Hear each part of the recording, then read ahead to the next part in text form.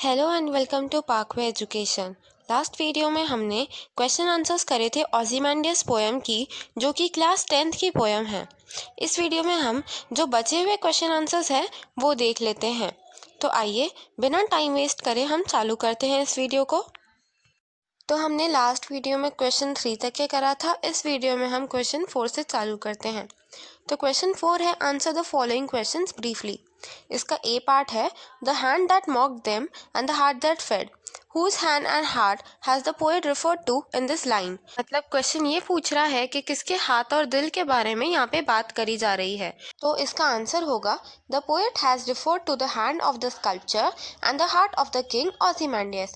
मतलब यहाँ पे जो हाथ है वो स्कल्पचर का हाथ है और हार्ट दैट फेड मतलब किंग का जो हार्ट था जिसने उनकी प्रजा को खाना खिलाया, उस हार्ट के बारे में यहाँ पे बात हो रही है। अब आता है next question. My name is Ozymandias, king of kings. Why does the Ozymandias refer to himself as king of kings? What quality of king is revealed through this statement? इसको हमने वेरी इंपॉर्टेंट भी mark करा है क्योंकि ये question जो है वो बहुत ही इंपॉर्टेंट है। तो अब क्वेश्चन क्या बोलना चाहता है एक बार हम ये देख लेते हैं।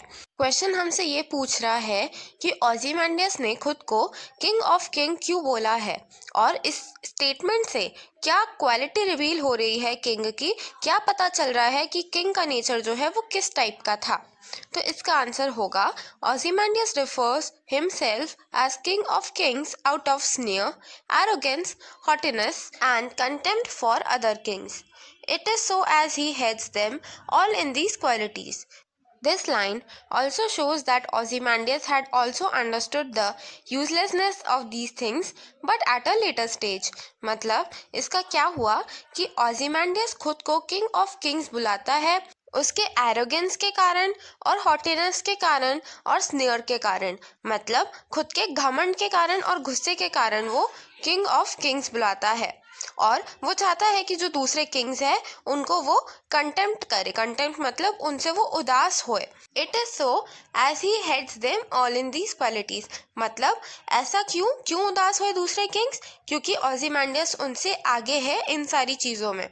फिर लास्ट लाइन ये भी बताती है कि जो किंग है ओzymandias है उनको उनकी गलतियों का एहसास हो गया था but at a later stage, मतलब बाद में हुआ था। अब देखते हैं नेक्स्ट क्वेश्चन, वो है C part. Look on my works ye mighty and disappear. Who is Ozymandias referring to when he speaks of ye mighty? Why should they disappear? इस क्वेश्चन का मतलब ये हुआ कि ये जो लाइन है look on my works ye mighty and disappear, तो यहाँ पे ओzymandias किन को ये माइटी बोलकर बुला रहा है और वो डिसअपेयर क्यों करे। डिसअपेयर मतलब निराश होना, तो वो निराश क्यों होए और ये माइटी कौन है? तो इसका आंसर होगा he is referring to the mighty kings. मतलब वो उनके आसपास के जो किंग्स थे, माइटी मतलब बहुत बड़े बड़े, तो बड़े बड़े जो किंग्स थे उनको रेफर कर रहा है। They should disappear at seeing the end of his haughtiness, contempt, pride, arrogance and cruelty through the statue. मतलब उनको निराश होना चाहिए ओzymandias के नेचर को देख के, उसके एरोगेंस को देख के, प्राइड को देख के और जो उसने काम करा है आसपास उसको देख के। तो यहाँ पे ये माइटी किंग्स है और उन्हें निराश होना चाहिए। अब आता है next question D part. Bring out the irony in the poem.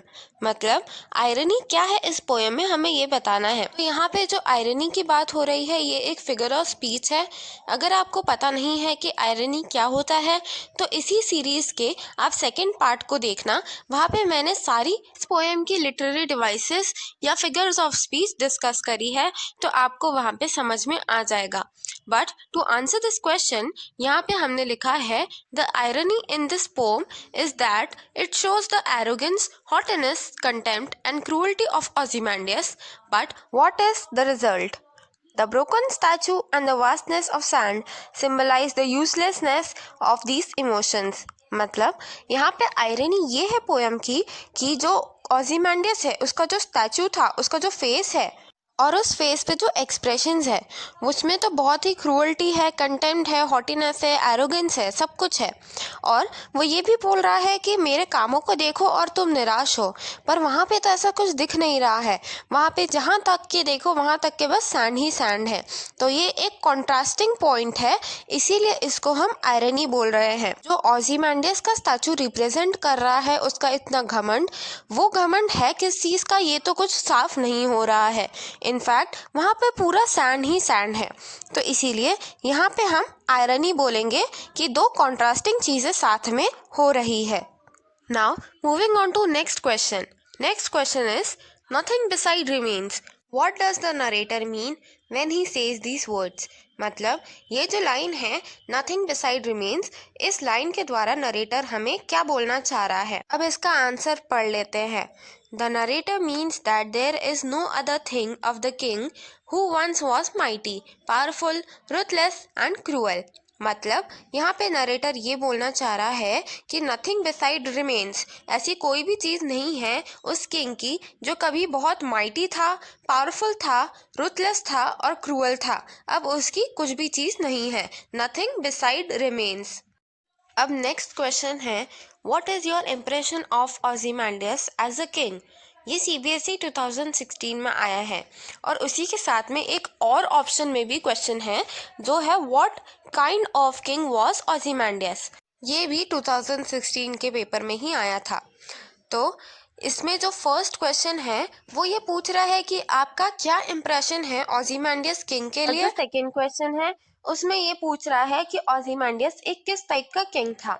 तो ये दोनों के ही आंसर ऑलमोस्ट सिमिलर ही होंगे और वो आंसर होगा, my impression about Ozymandias is that he was a ruthless king. मतलब जो मेरा इम्प्रेशन है ओzymandias के बारे में वो ये है कि वो जो किंग था वो बहुत ही रुथलेस था। He was stupid also and lacked wisdom. मतलब वो स्टूपिड भी था और वो विजडम लैक करता था। विजडम लैक करता था मतलब उसमें बुद्धि नहीं थी। फार sightedness and humility when he was young. Far sightedness मतलब दूरदर्शिता, तो वो आगे का नहीं सोचता था और जब वो छोटा था तब वो ये सारी क्वालिटीज जो है ये लैक करता था। But these also refer to his having seen truth of life in his later stage of life.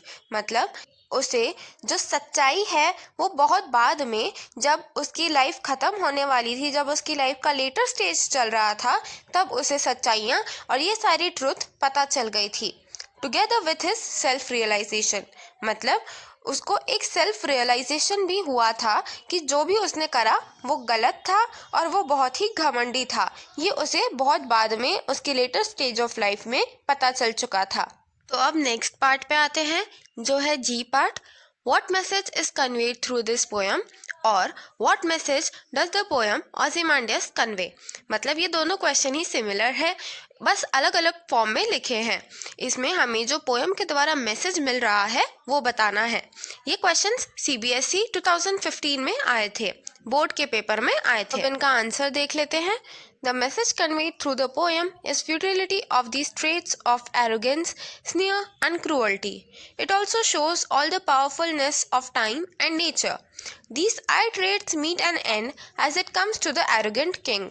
इसका मतलब हुआ कि जो मैसेज कन्वे हो रहा है पोएम के द्वारा वो ये है कि एरोगेंस, स्नियर और क्रूअल्टी से हमें क्या हानि होती है और वो टाइम और नेचर के पावर को भी रिप्रेजेंट कर रही है। मतलब जैसे ओzymandias बहुत ही पावरफुल था पर टाइम और नेचर के पावर के आगे ओzymandias भी कुछ नहीं रहा।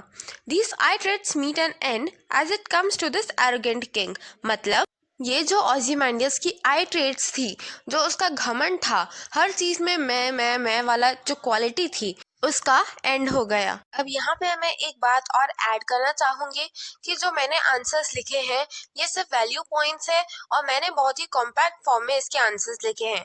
पर अगर यही सेम क्वेश्चंस आपको ज़्यादा मार्क्स में आते हैं तो आपको थोड़े लंबे आंसर्स लिखने पड़ेंगे, इसी आंसर को थोड़ा इलैबोरेट करना होगा। अब आता है question 5। Identify and rewrite the lines from the poem spoken by the narrator, traveller and Ozymandias. The narrator dash the traveler dash Ozymandias dash। तो यहाँ पे क्वेश्चन क्या बोलना चाह रहा है कि पोयम में से कोई 3 लाइंस निकालो। पहली लाइन नरेटर की, दूसरी लाइन ट्रैवलर की और ओzymandias की एक दूसरी लाइन। तो यहाँ पे हमें तीनों की एक एक लाइंस निकाल के लिखना है। तो नरेटर की लाइन कौन सी हो सकती है? I met a traveller from an antique land who said. तो ये जो है ये लाइन नरेटर की है। उसके बाद में द ट्रैवलर, ट्रैवलर की क्या लाइन हो सकती है? Two vast and trunkless legs of stone. ये किसने बताया था हमें? ट्रैवलर ने बताया था, तो इसीलिए ये लाइन है ट्रैवलर की। और ओzymandias की क्या लाइन होगी? My name is Ozymandias, king of kings, look at my work and disappear. ये जो लाइन है ये पेडेस्टल पे लिखी है और ये किंग ने बोला है। अब नेक्स्ट क्वेश्चन है, Shelley's sonnet follows a traditional structure of the 14-line Italian sonnet, featuring an opening octave or set of 8 lines that presents a conflict or dilemma, followed by a sestet or set of 6 lines that offers some resolution or commentary upon the proposition introduced in the octave. Read the poem carefully and complete the following table on the structure of the poem. मतलब जो sonnet होता है, जो majorly poems होती है, वो अगर 14 lines की होती है तो उन्हें हम सोनेट बोलते हैं। सिमिलरली 8 लाइन की पोएम्स को हम ऑक्टेव बोलते हैं और 6 लाइन की पोएम्स को हम सेसेट बोलते हैं। तो ये जो पोएम है ये एक सोनेट है। क्यों? क्योंकि ये 14 लाइन्स में लिखी हुई है। तो यहाँ पे क्या बोल रहा है क्वेश्चन कि read the poem carefully and complete the following table on the structure of the poem. मतलब ये टेबल जो है उनको कंप्लीट करो। तो जो टेबल है वो कुछ ऐसी है। यहाँ पे ऑक्टेव लिखा है और फिर लिखा है I met dash dash dash that fed.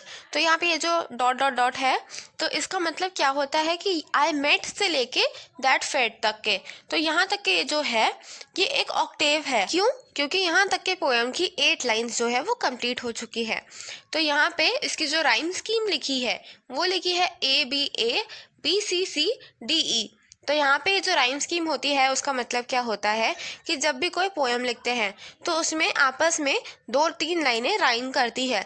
तो जो लाइनें राइम करती है उन्हें हम एक ही वर्ड से रिप्रेजेंट करते हैं। जैसे कि यहाँ पे जो है फर्स्ट लाइन और थर्ड लाइन, ये दोनों लाइंस राइम कर रही है, तो इसीलिए इन लाइंस की जगह हमने ए और ए लिख दिया है। फिर जो सेकेंड लाइन है वो फोर्थ लाइन से राइम कर रही है, तो उनकी जगह हमने बी लिख दिया।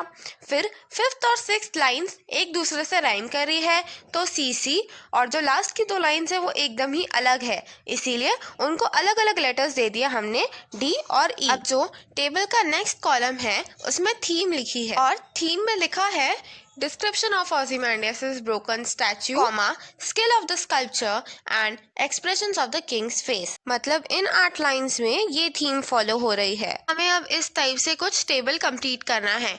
तो जैसे यहाँ पे उन्होंने 8 लाइंस ली है, हम 6 लाइंस लेते हैं और जो 6 लाइंस है वो कहाँ से कहाँ तक के है, तो वो है एंड ऑन द पेडेस्टल से लेके फार अवे तक के। और इसमें जो राइम स्कीम फॉलो हो रही है वो है ABACAC। मतलब जो लाइंस है फर्स्ट वाली, थर्ड वाली और फिफ्थ वाली वो एक दूसरे से राइम कर रही है।